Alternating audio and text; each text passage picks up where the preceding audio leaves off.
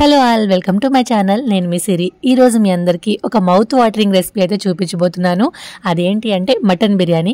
మీకు చికెన్ బిర్యానీ ఇష్టమా, మటన్ బిర్యానీ ఇష్టమా అంటే మీరేం చెప్తారో కామెంట్ చేయండి. నేనైతే ఖచ్చితంగా మటన్ బిర్యానీ అనే చెప్తాను.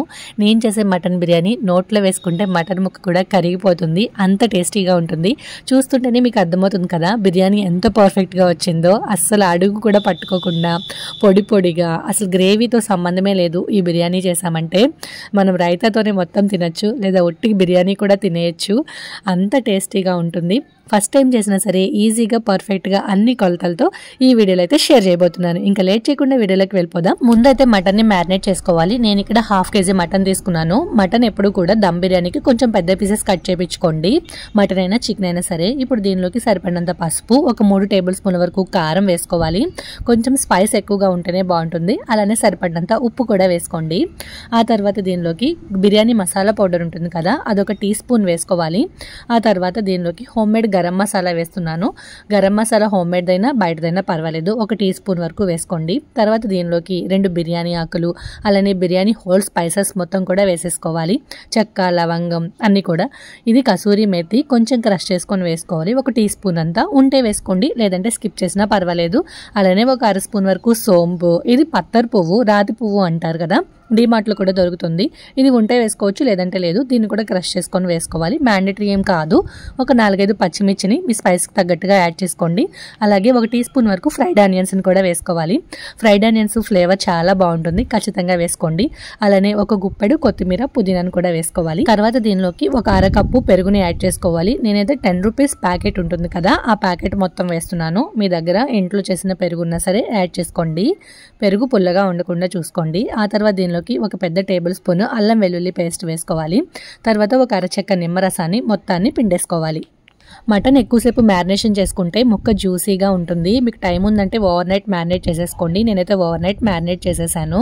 లేదు టైం లేదంటే 1 అవర్ అయినా సరే మ్యారినేట్ చేసుకుని డీప్ ఫ్రీజ్లో పెట్టేసుకోండి.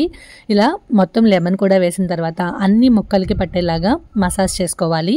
బాగా కలపటంలోనే ముక్క అనేది మంచిగా పీల్చుకుంటుంది మనం వేసిన మసాలాలన్నీ. దీనిలోనే ఆనియన్స్ ఫ్రై చేసిన ఆయిల్ కూడా ఒక 2 టేబుల్ స్పూన్ల వరకు వేసుకోండి. ఇక్కడ క్లిప్ మిస్ అయింది, అందుకే చెప్తున్నాను. ఇట్లా మొత్తం అన్ని మసాజ్ చేసేసుకున్న తర్వాత మూత పెట్టేసుకొని ఫ్రిడ్జ్లో పెట్టేసుకోవాలి. ఇది నెక్స్ట్ డే మార్నింగ్ మనం బిర్యానీ చేసుకోవడానికి ముందు రోజు మ్యారినేట్ చేశాను అనమాట. మీకు టైం లేకపోతే 1 అవర్ చేసుకోండి, సరిపోతుంది.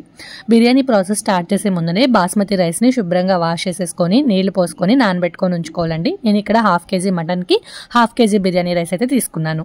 ఇప్పుడు స్టవ్ మీద కడాయి పెట్టుకొని మనం ఆల్రెడీ ఆనియన్స్ ఫ్రై చేసిన ఆయిల్ మిగిలి ఉంటుంది కదా, దాన్ని ఒక 3 టేబుల్ స్పూన్ల వరకు వేసుకోవాలి.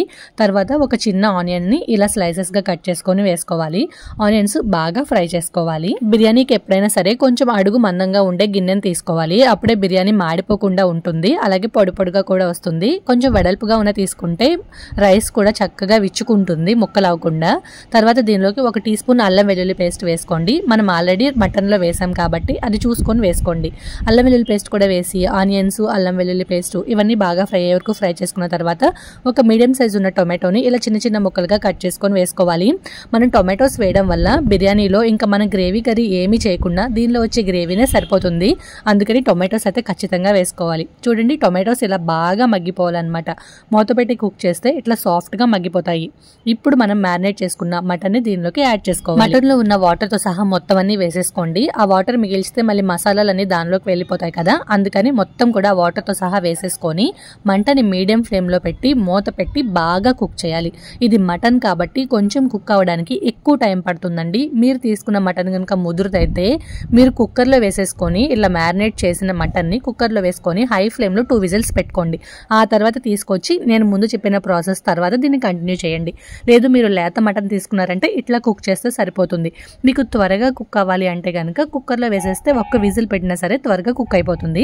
ఆ తర్వాత ఇలా ఆనియన్స్, టొమాటోస్లో తెచ్చుకొని అది కుక్ అయిన మటన్ని వేసుకున్నామంటే 5 మినిట్స్లో మనకైతే మటన్ ప్రాసెస్ అంతా అయిపోతుంది. తర్వాత దమ్ పెట్టుకుంటే చూడండి, ఇక్కడ మటన్ బాగా ఫ్రై అయ్యి ఆయిల్ రిలీజ్ అవుతున్నప్పుడు దీనిలోకి ఒక 250 ml వరకు హాట్ వాటర్ని వేసుకోవాలి. మటన్ కనుక బాగా ముదురుగా ఉంటే కొంచెం వాటర్ ఎక్కువ వేసుకొని మీడియం ఫ్లేమ్లో పెట్టి మటన్ బాగా కుక్ అయ్యే వరకు కుక్ చేసుకోండి. మటన్ 80% వరకు కుక్ అయిపోవాలి. తర్వాత దమ్ పెట్టినప్పుడు మిగతా 20% కుక్ అవుతుంది. తర్వాత మటన్ కుక్ అవుతూ ఉండగా పక్కన స్టవ్ మీద మనం వాటర్ పెట్టుకోవాలి. రైస్ ఉడకడానికి సరిపడా వాటర్ తీసుకొని దానిలోకి సాల్ట్ యాడ్ చేసుకోవాలి. ఫస్ట్ నీరు అనేవి మొత్తం సాల్ట్ అంతా కరిగిన తర్వాత చూస్తే ఉప్పుగా ఉండాలన్నమాట. సముద్రపు నీరంతా ఉప్పుగా ఉండాలి. తర్వాత దీనిలోకి హోల్ బిర్యానీ స్పైసెస్, అలాగే పచ్చిమిర్చి అల్లం పేస్ట్ 1 టీ స్పూన్, కొత్తిమీర పుదీనా అవన్నీ కూడా వేసేసుకొని 1 టీ స్పూన్ ధనియాల పొడి, కావాలంటే బిర్యానీ మసాలా పౌడర్ కూడా వేసుకొని కొంచెం 1 టీ స్పూన్ వరకు నిమ్మరసం కూడా పిండుకోవాలి. అన్నం పొడి పొడిగా వస్తుంది, తెల్లగా ఉంటుంది. పిండుకున్న తర్వాత మీడియం ఫ్లేమ్ లో పెట్టేసి మూత పెట్టి ఎసరు బాగా మరిగే వరకు మరిగించుకోవాలి. ఎసరు అనేది బాగా మరిగితేనే మనం వేసిన స్పైసెస్ లో నుంచి ఆ ఫ్లేవర్ అంతా వాటర్ లోకి దిగుతుంది. మీకు బిర్యానీలో గనక ఇవి మధ్యలో తగలొద్దు ఈ మసాలా దినుసులు అవన్నీ అనుకుంటే ఇక్కడే ఒక జల్లెడతో తీసేయండి. రైస్ కుక్ చేసే ముందలే ఒకసారి ఉప్పు అంతా చూసుకోండి. ఉప్పు చూసుకున్నప్పుడు బాగా ఉప్పగా ఉండాలన్నమాట వాటర్. అప్పుడే రైస్ కి కరెక్ట్ గా సాల్ట్ అనేది సరిపోతుంది. నాకైతే కొంచెం తగ్గింది, అందుకని నేను కొంచెం ఉప్పుని యాడ్ చేసుకున్నాను.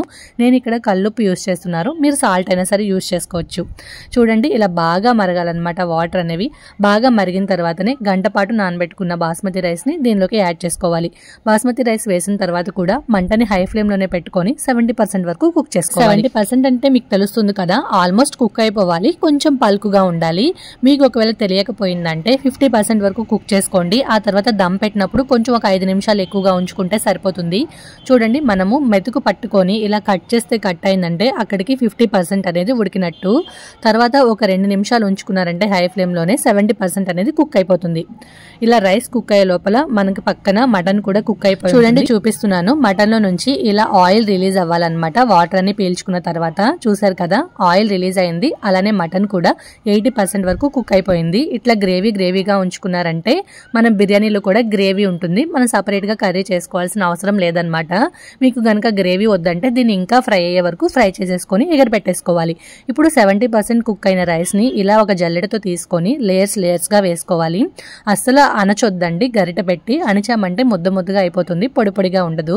నేనైతే స్పైసెస్ కూడా మొత్తం కలిపే వేసేస్తున్నాను, వేరు చేయలేదు.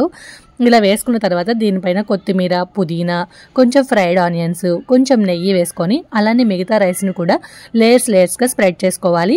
బిర్యానీ మసాలా పౌడర్ కూడా కొంచెం వేసుకోవాలి, ధనియాల పొడి కూడా వేసుకోండి. మీకు ఎక్కువగా మసాలాలు కావాలి అని అంటే కనుక నెయ్యి మాత్రం కంపల్సరీ వేసుకోండి. నెయ్యితోనే ఫ్లేవర్ అనేది డిపెండ్ అయి ఉంటుంది, ఖచ్చితంగా వేసుకోవాలి.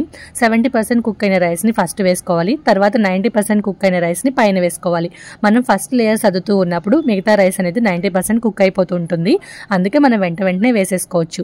చూడండి మిగతా రైస్ను కూడా ఇలా లేయర్స్గా వేసుకున్న తర్వాత ప్రతి లేయర్కి కూడా కొత్తిమీర పుదీనా, fried onions, biryani masala powder, కావాలంటే ధనియాల పౌడర్, నెయ్యి వేసుకున్నారంటే ముద్దకి కూడా ఫ్లేవర్స్ అనేవి చక్కగా పడతాయి. మనం తినేటప్పుడు పైన ఒకటే వేసామంటే అడుగు వాటికి అంతగా ఫ్లేవర్స్ పట్టకపోవచ్చు, అందుకని ఇలా లేయర్స్గా వేసుకోవాలి. తర్వాత ఫ్రై చేసుకున్న జీడిపప్పును కూడా వేసాను నేను, మీకు కావాలి అంటే వేసుకోండి, లేదంటే లేదు. జీడిపప్పు కూడా ఉంటే బాగుంటుంది కదా బిర్యానీ తినేటప్పుడు. తర్వాత ఇదిగోండి ఫైనల్గా పైన లేయర్ మీద కూడా అన్నీ వేసేసిన తర్వాత దీనికి మూత పెట్టేసుకోవాలి. మూత పెట్టినప్పుడు అస్సలు గాలి అనేది బయటకు పోకుండా ఉండాలండి. మీ దగ్గర సరిపడినంత ప్లేట్ లేకపోతే మైదా పిండిని కానీ గోధుమ పిండిని కానీ ముద్దలాగా చేసుకొని దాన్ని చుట్టూ సైడ్స్కి పెట్టేసుకొని దాని తర్వాత ప్లేట్ పెట్టుకోండి. అప్పుడు ఆవిరి అనేది బయటకు పోకుండా ఉంటుంది. నా దగ్గర లిడ్ అయితే కరెక్ట్గా సరిపోతుంది. చూడండి ఇలా పై లేయర్ వేసిన తర్వాత దీనిలోకి మనం ఆల్రెడీ రైస్ ఉడికించుకున్న వాటర్ ఉన్నాయి కదా, అవి ఒక 1/2 గ్లాస్ వరకు చుట్టూ స్ప్రెడ్ చేసుకోవాలి. రైస్ కొంచెం పలుకుగా ఉంటుంది కాబట్టి ఇవి ఉడకడానికి యూజ్ అవుతుంది. రైస్ వేసిన తర్వాత అస్సలు గరిటతో కలపొద్దు. నేను ఇక్కడ ప్లేట్ కి హోల్ ఉంది కదా, దాన్ని కవర్ చేస్తున్నాను. కవర్ చేసిన తర్వాత ఇప్పుడు స్టవ్ మీద ఒక ఏదైనా పాత ప్యాన్ ఉంటే ఆ ప్యాన్ ని పెట్టేసుకొని ఇప్పుడు మనం రెడీ చేసుకున్న బిర్యానీ పాట్ ని దీనిపైన పెట్టుకోవాలండి. ఇలా చేయడం వలన మనకి బిర్యానీ అనేది మాడిపోకుండా ఉంటుంది. అది డైరెక్ట్ గా మంట మీద పెట్టేశారంటే మాడిపోతుంది. ఇట్లా పెట్టేసి మంటని లో ఫ్లేమ్ లో పెట్టుకొని కరెక్ట్ గా టైం చూసుకొని 30 మినిట్స్ పెట్టండి దమ్ము. పర్ఫెక్ట్ గా సరిపోతుంది. ఆల్రెడీ మటన్ అండ్ రైస్ కూడా కుక్ అయిపోయాయి కాబట్టి మిగతా 20% ఈ ఆవిరికి కుక్ అయిపోతాయండి. కుక్ అవుదేమో అని మనం భ్రమపడాల్సిన అవసరం లేదు. లో ఫ్లేమ్ లో ఉన్నా సరే ప్యాన్ పైకి ఆవిరి వచ్చి అది ప్యాన్ కి సరిపోతుంది, ఈ కడాయికి కూడా సరిపోతుంది. ఆ ఆవిరితోనే కుక్ అవుతుంది. మనం 30 మినిట్స్ తర్వాత ఒక 10 మినిట్స్ అలా వదిలేసి ఆ తర్వాత తీసుకొని చూడండి, పర్ఫెక్ట్ మటన్ బిర్యానీ అయితే రెడీ అయిపోతుంది. చూసారు కదా ఎంత పొడి పొడిగా వచ్చిందో, చూస్తుంటేనే మీకు కూడా నోరూరుతుంది కదా. మరి ఇంకెందుకు ఆలస్యం, మీరు కూడా ఖచ్చితంగా ఖచ్చితంగా ట్రై చేసి నేను చెప్పినట్టుగా చేశారంటే మీరు ఫస్ట్ టైం చేసినా కూడా ఫెయిల్ అవ్వకుండా వస్తుంది బిర్యానీ అనేది. చాలా జ్యూసీగా ఉంటుంది, గ్రేవీ కూడా అవసరం లేదు, చాలా సూపర్ టేస్టీగా ఉంటుంది. చికెన్ బిర్యానీ కూడా ఎలా చేయాలనేది కావాలంటే కామెంట్స్లో అడగండి, నెక్స్ట్ వీడియోస్లో పోస్ట్ చేస్తాను. ఇప్పటికైతే మటన్ బిర్యానీ ఎంజాయ్ చేయండి. మరి ఈ వీడియో కనుక మీకు నచ్చినట్టయితే ఖచ్చితంగా లైక్ చేయండి, అలాగే మీ ఫ్రెండ్స్ అండ్ ఫ్యామిలీస్కి కూడా షేర్ చేయండి. మరిన్ని ఇంట్రెస్టింగ్ వీడియోస్ కోసం మన ఛానల్ సబ్స్క్రైబ్ చేసుకోండి. లాస్ట్లో మా ఆయన రియాక్షన్ కూడా చూసేయండి. ఎలా ఉంది? సూపర్గా ఉంది.